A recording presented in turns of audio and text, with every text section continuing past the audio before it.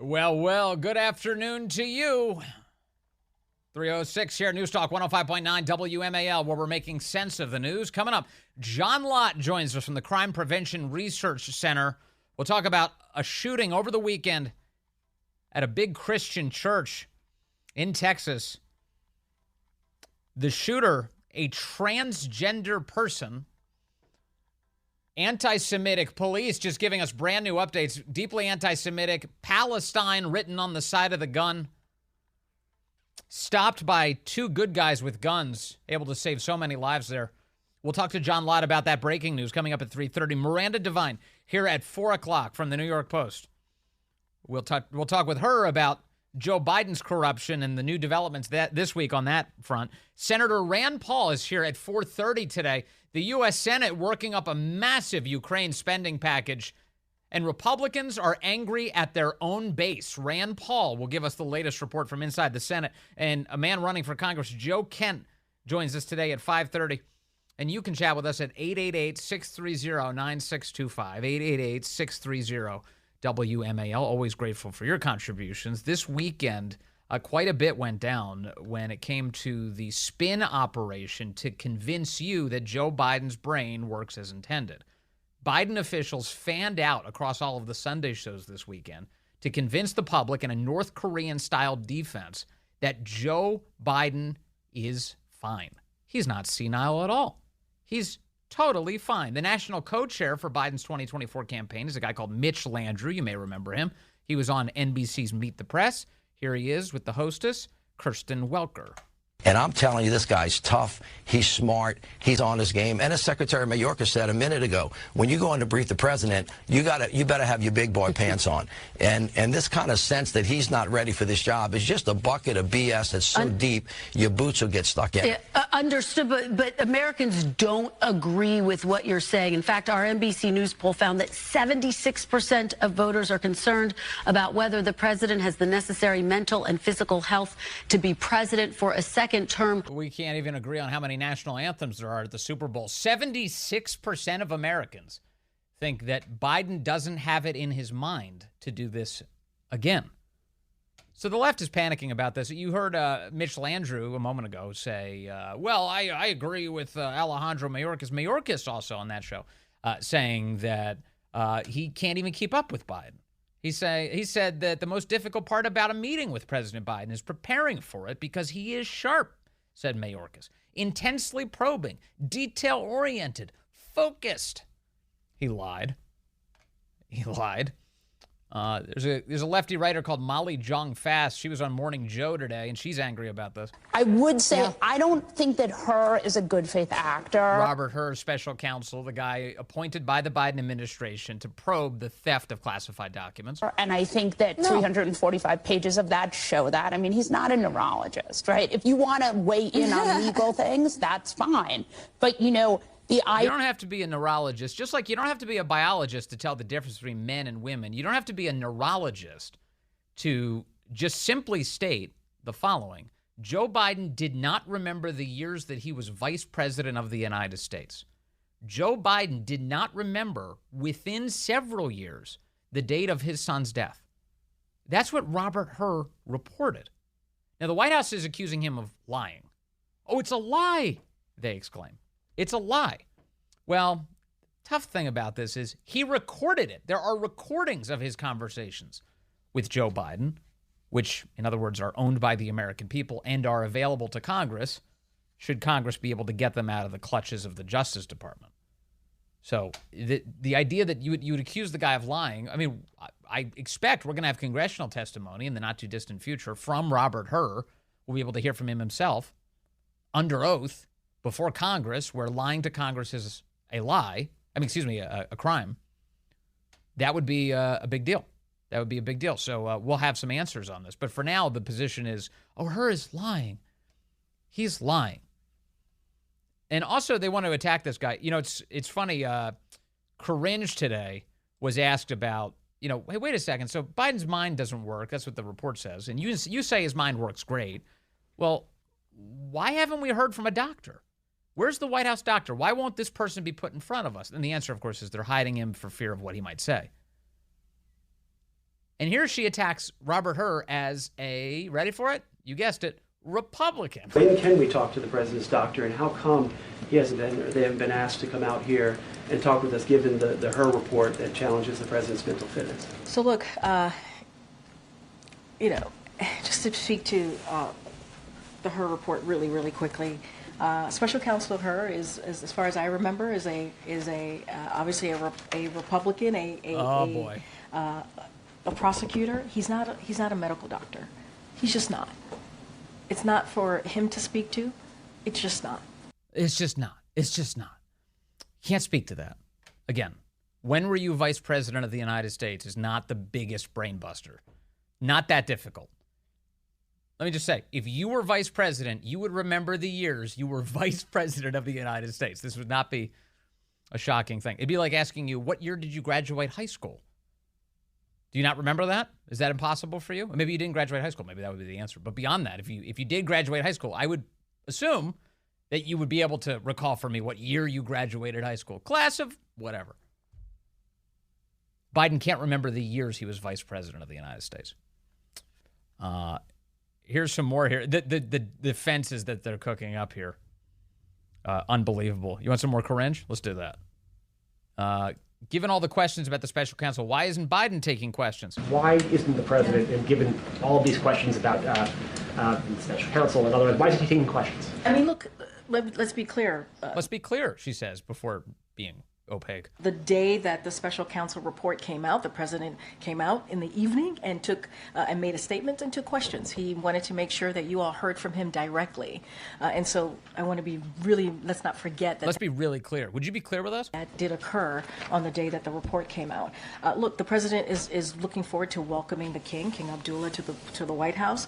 He comes here every year, as you all know, during his presidency, and so he looks certainly forward to welcoming the King. So, the King. That said, and I said this last week, and I'll just reiterate, reiterate, please. Be clear while you're up to it. A variety of factors that go into decision making, that go into press, if there is going to be a press conference or not. Mostly, it's whether Biden's capable of even answering questions. During foreign leaders, it depends on those conversations that we have with the foreign leaders and how that works out. Look, you're going to hear from the president. You're going to hear from the King later today around 4 o'clock. I think that's important. You hear directly from them. There's just not a press conference component to this. Not every trip, not every visit with a foreign leader has a press conference component. Yeah, so we don't always do that. We have low regard for the press, and yet you still carry our water. Isn't that amazing? What is the White House strategy here to make people think that Biden's brain actually operates? ABC News Ipsos poll shows that 86% of Americans think Biden is too old to serve another 86%. term. That is a higher percentage than what we found in a previous poll in September. So clearly polling shows this is a persistent issue. What is the White House strategy to try and change that perception? Tell the people we're they're going to wrong. continue to lead on leadership, right? We're going to continue to focus on what this president has been able to get done, what the president has been able to get. This is like the economy. The people are too stupid to realize how good the economy is. They're also too stupid to realize how brilliant Joe Biden is. Done on behalf of the American people. And look, I'll quote a little bit of what the First Lady said. Oh, good. She's a doctor. I think incredibly well. Just a couple days ago, President Biden does more in 1 hour than most people do in a day. His age with experience and expertise is an incredible asset, and he proves it every day. Yeah, Dr. Jill has been griping about the Robert Hur report. She claims that he should have given Joe more grace. She's very grumpy about this. It was a poll report that is what they send out from the White House. One reporter on behalf of the rest of the press corps writing up Jill Biden's remarks. And let's see here. This is her remarks. I hope you can imagine how it felt to read that attack, not just as Joe's wife, but as Beau's mother, she said.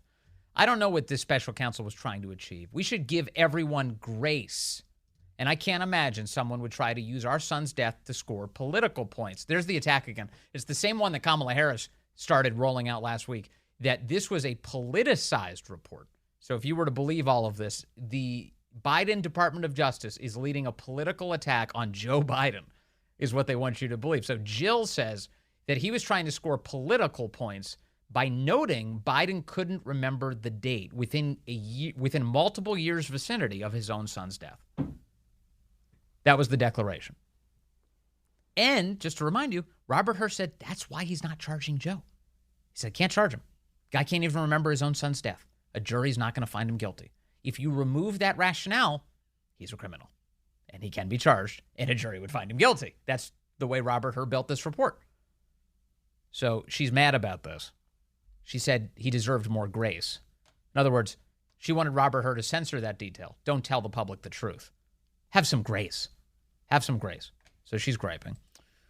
Will there be a physical? Will we get a cognitive assessment? Will Joe Biden tell us the names of various zoo animals, one after the other? Any updates on when the president's physical might be taking place? So he will have a physical when we have information on that. So obviously, we will certainly share that with all of you. It will be transparent. There will be a comprehensive report as we have done the last 2 years. Just don't have a timeline for you.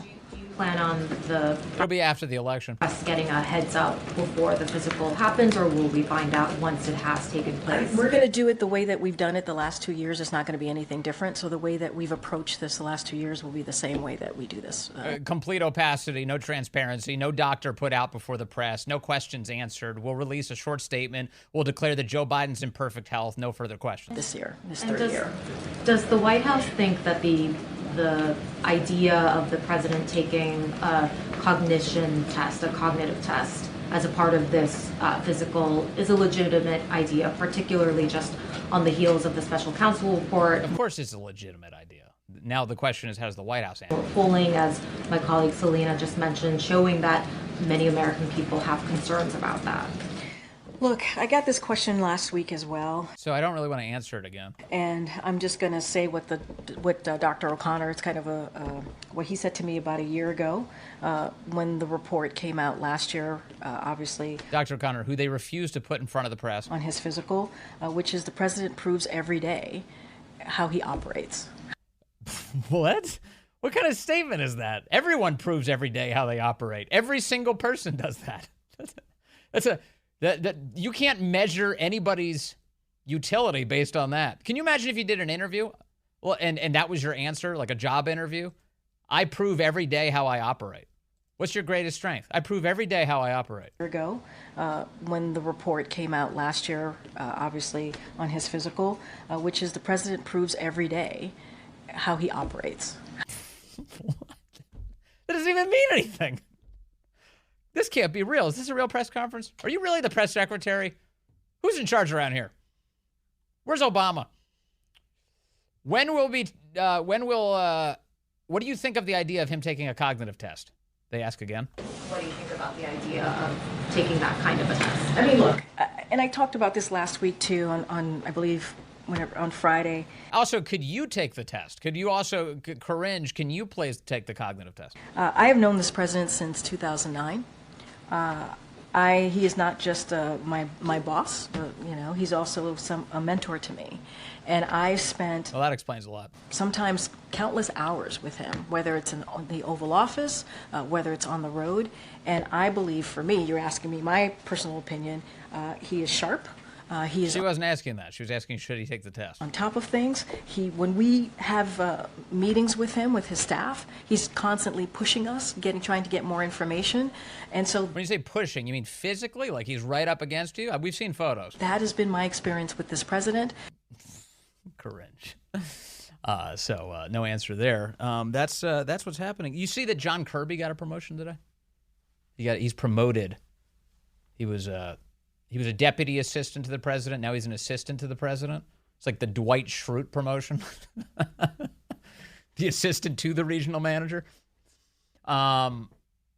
Yeah, I you know what? I think, I'm not sure exactly what's going on there, but my hunch when I saw that is I think if you go up from deputy assistant to assistant in the White House, you make like $15,000 more. I think it's just a money play. I think they were just literally, oh, he's going to have all these other responsibilities. I'm like, really? Is he? Is he really? Like, if he's like, what he should be doing is running the press briefing, and they should fire Karinge because she's incapable of it. I mean, he still lies, but in a much more adept way. She's no good at this. She's just embarrassing. I wouldn't have her spin for me in any capacity. Like, no, I can represent this view perfectly fine on my own. I don't need you to help me. Thank you. Thank you. This is not going to go well if you do that. It's 3:21 now.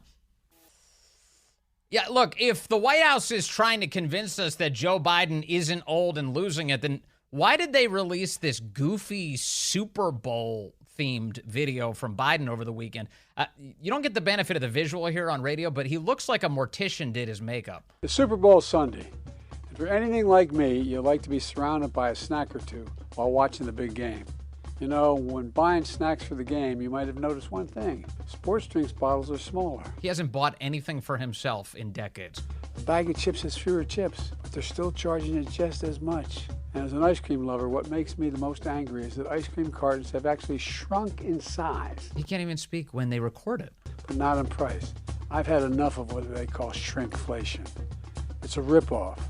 Some companies are trying to pull a fast one by shrinking the products little by little and hoping you won't notice. He just sounds like an old guy complaining about life's everyday indignities. It's like, how come nobody ever changes the thermostat back to what I set it on?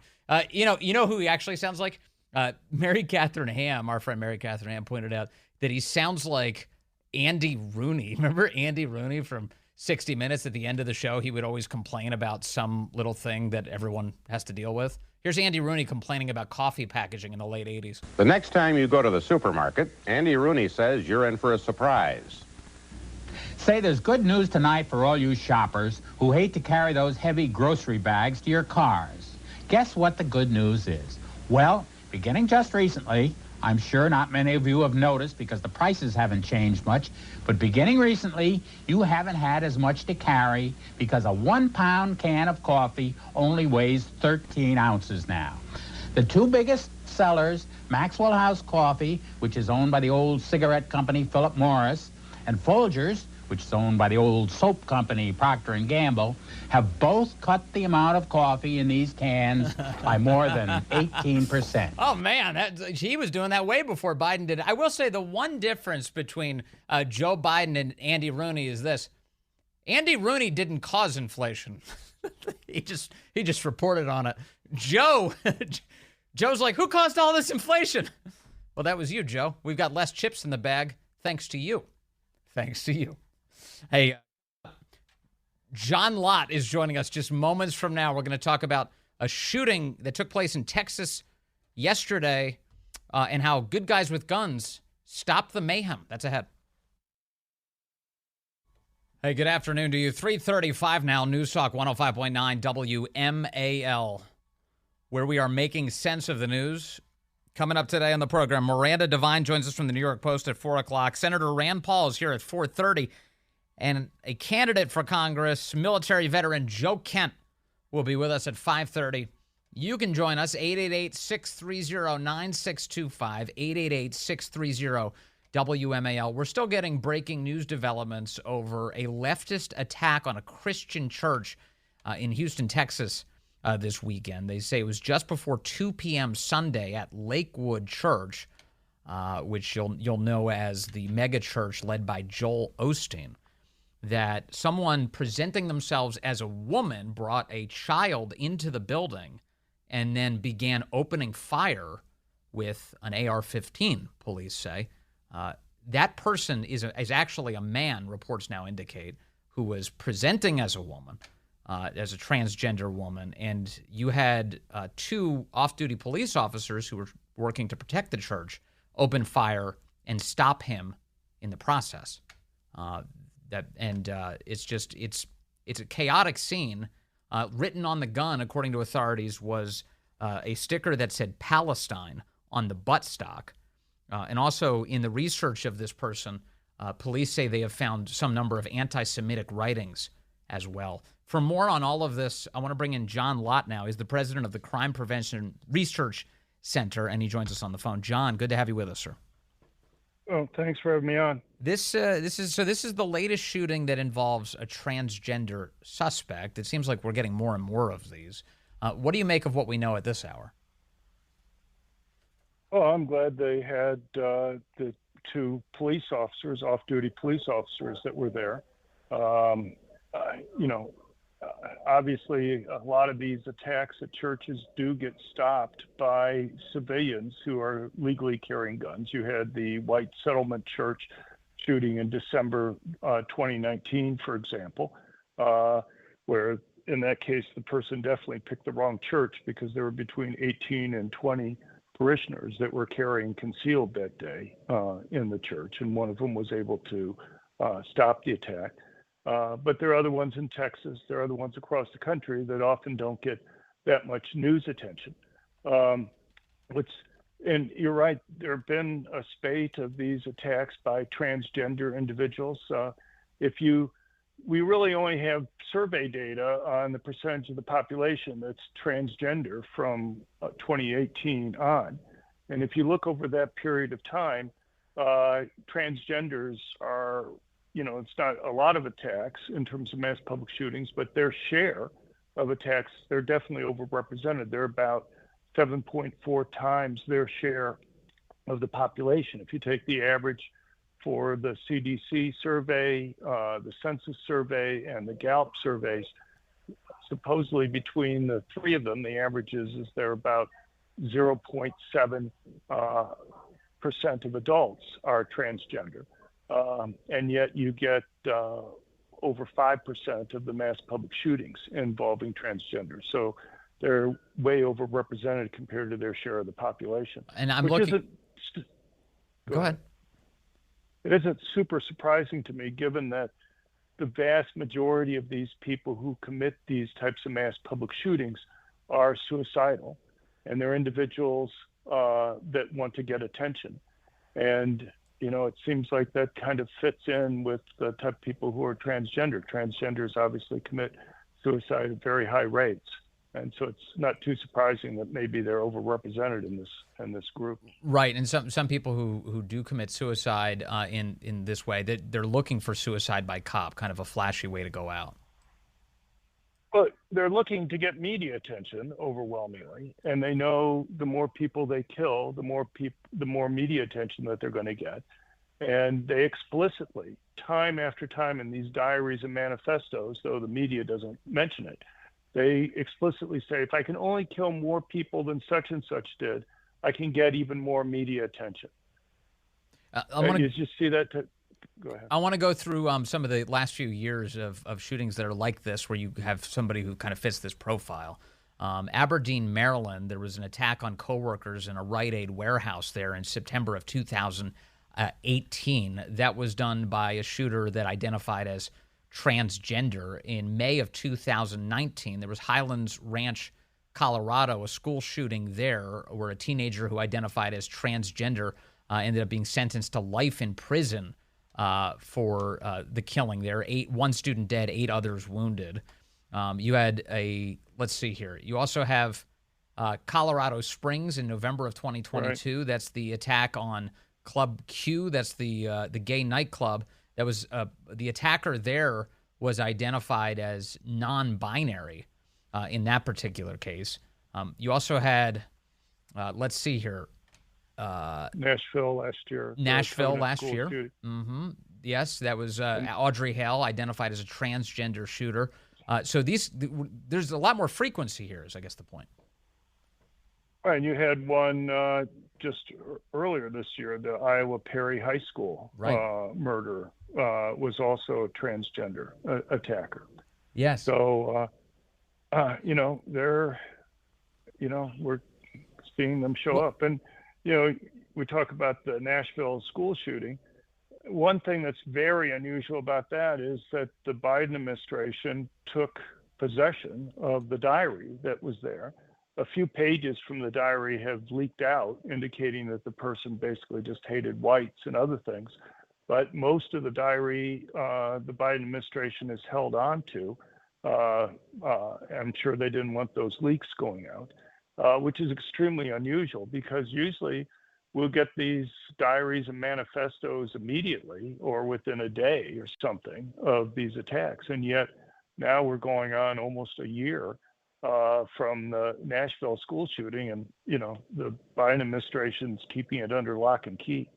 And for instance, in this shooting over the weekend on Lakewood Church, we're now finding out from authorities that the suspect had a rap sheet that was apparently growing.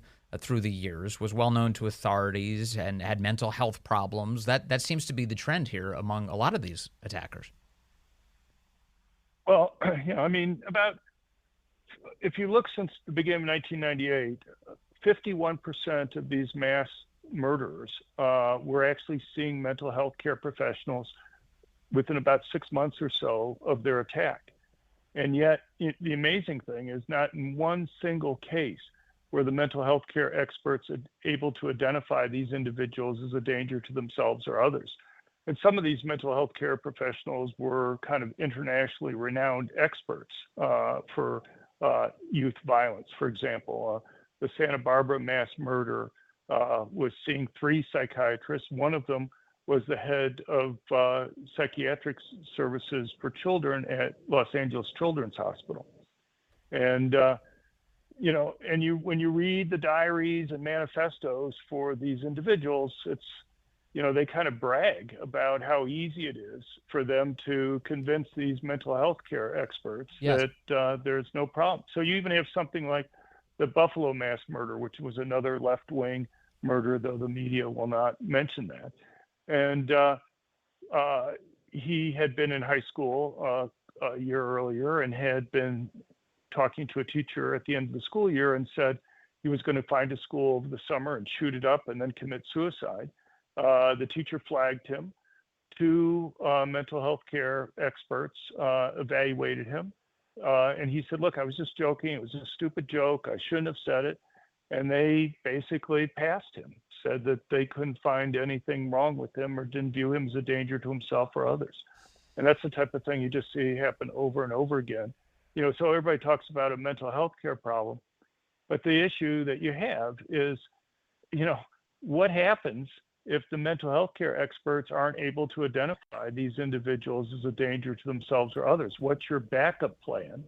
And that's usually something that's not talked about. What if it's not due to a lack of capability, but instead like kind of a fear of telling the truth? I mean, we've seen, especially when it comes to the transgender topic, that a lot of mental health professionals have been forced to abandon actual healthcare services and instead take an affirming standard of care, which is, in other words, like basically say, there's nothing wrong with this and you're totally fine. There is no mental health concern here.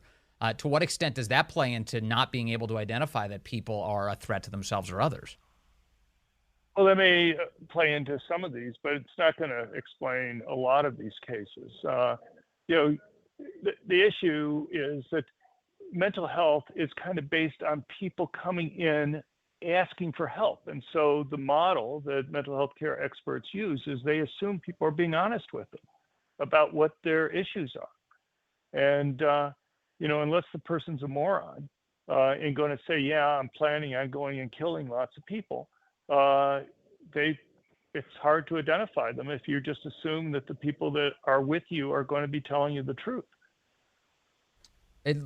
Is it my imagination, or are Christian churches being targeted with more frequency in the past few years?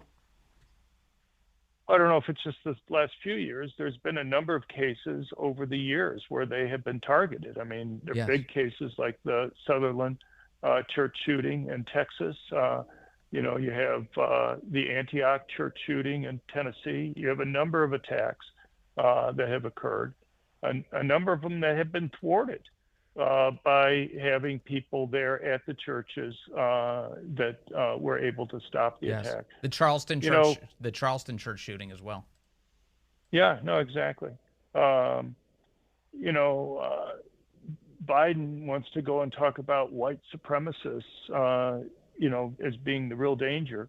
Even a lot of the people that are white supremacists are kind of leftist type. You look at a number of these guys, they're environmentalists who are upset that blacks in particular are having too many children. And so they take it upon themselves, whether it's the Buffalo mass murder or the El Paso or the Cincinnati or others of these guys. They're explicitly, they call themselves socialists. They call themselves, mild-mannered authoritarian leftists. And somehow the New York Times and the Biden administration seems to think that if you're a racist, that means you're a right-winger. in some sense. And a lot of these guys are anti-religious.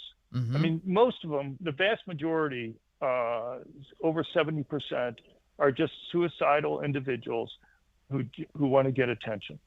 And they know that if people have always wanted to commit suicide, but someplace along the line, people realized that they could get the attention that they felt like they deserved if they killed people, because the media would give them massive news coverage.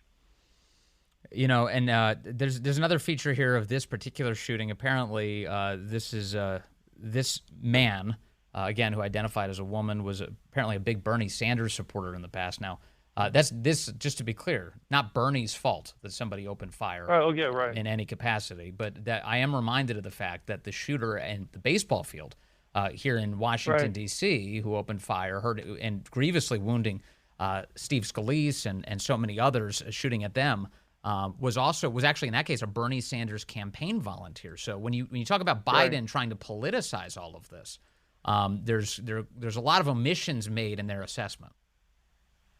No, it's exactly right. And if the reverse was true, if this was somebody who even listened to talk radio once in a while, or had a web page search that indicated one time he had looked at a conservative website, then they would take that as solid evidence that the person was a right winger. Right. Even if he had lots of other evidence that was there that he was a left winger. Yeah.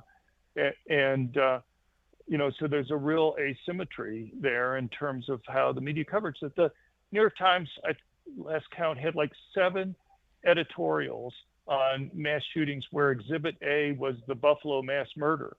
And time after time, they described him as being a right winger. No place do they mention that he was a racist because he was an environmentalist. I mean, how many conservatives do you know that are upset about people having too many kids?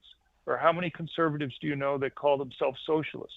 Or how many conservatives do you know? I mean, maybe I'm just very isolated from people that call themselves mild-mannered authoritarian leftists. But the media, even though when they cover these manifestos, cover them unbelievably selectively. I mean, the big question I have just generally is somebody needs to explain to me why the media doesn't think it's newsworthy for how these murderers explain why they pick the targets that they do, that they pick targets that they don't think anybody's able to go and defend themselves almost always. Yes. Why isn't that newsworthy? I want somebody to give me a benign explanation for why. I mean, I would think people want to know that these guys over and over again, the successful ones, keep on explaining that they pick targets because it's not rocket science. They want to kill lots of people, and they know if they go to a place where victims can't defend themselves, and they say that explicitly. Well, the answer to your question is because it doesn't conform to the political goals of those news outlets. It's as simple as that. They want to disarm Americans, and by letting on that criminals attack unarmed places, that makes it harder to do that. Well, I mean, I just think how different the debate would be right now if even once in a while the media would go and mention that fact. Yes. Or they go and give news stories to the mass public shootings that are stopped by civilians they're carrying. And it's not just the media. I mean, I worked in the Department of Justice up until 2021. And I have to tell you, I've used FBI data for years. You guys, on your show, you talk many times about the political biases in the Department of Justice. Mm-hmm. That bias goes all the way down to the data that they give out. Their active shooting reports where they go and they claim that 4.6% of the active shooting attacks are stopped by armed civilians. I think it's around 40%. And if you go and look at places where people are legally allowed to carry, because you're talking about law-abiding citizens topping these attacks, you're talking about in 2022, 63% of the active shooting attacks were stopped by law-abiding citizens legally carrying guns for protection. Well, as That's you've a long pointed way out from 4.6. Yeah, and as you've pointed out before, part of the reason we don't hear so much about this, in addition to the political ideologies involved, is because if you do have someone who's returning fire, the body count goes down dramatically. In this case, you have the woman who opened fire. The man who opened fire, presenting as a woman, is dead as a result of the gunfire exchange. Beyond that, a boy was apparently shot in the head and is in critical condition. That's the boy who came in with this man. Right. And then subsequently, also a man in his 50s was shot in the leg and hospitalized in stable condition, according to the police chief. Right. But at this hour, it's one person who is dead at this moment, and it's the shooter. And as a result, it offers an additional excuse for the media to move on quickly. Well, that explains some of it.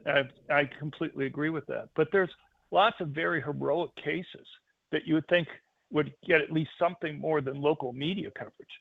I mean, you look at something like the Pulse nightclub shooting near Orlando, Florida. At the time, with 49 people murdered, it was the worst mass public shooting in U.S. history. Yes. 1 week after that, there was a similar attack at a nightclub in South Carolina. The person had shot 3 people, was shooting at a 4th, when a permit holder seriously wounded the attacker, ending the attack. The Pulse nightclub shooting was getting coverage for months afterwards. Yes. The difference between the two is that Florida banned people carrying permanent concealed handguns in places that got more than 50% of their revenue from alcohol. South Carolina was one of the 40 states that allowed it.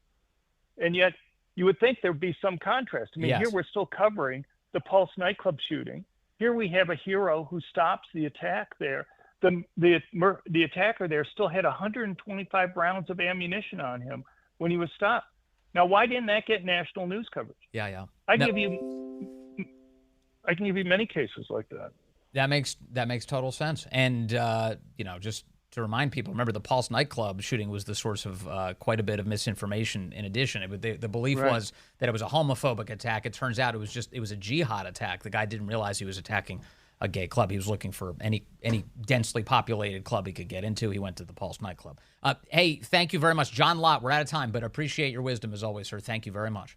Jill Biden panicking over the Hur report. She's got some reactions to that. Also, Tony Bobulinski is in Washington this week. Details ahead.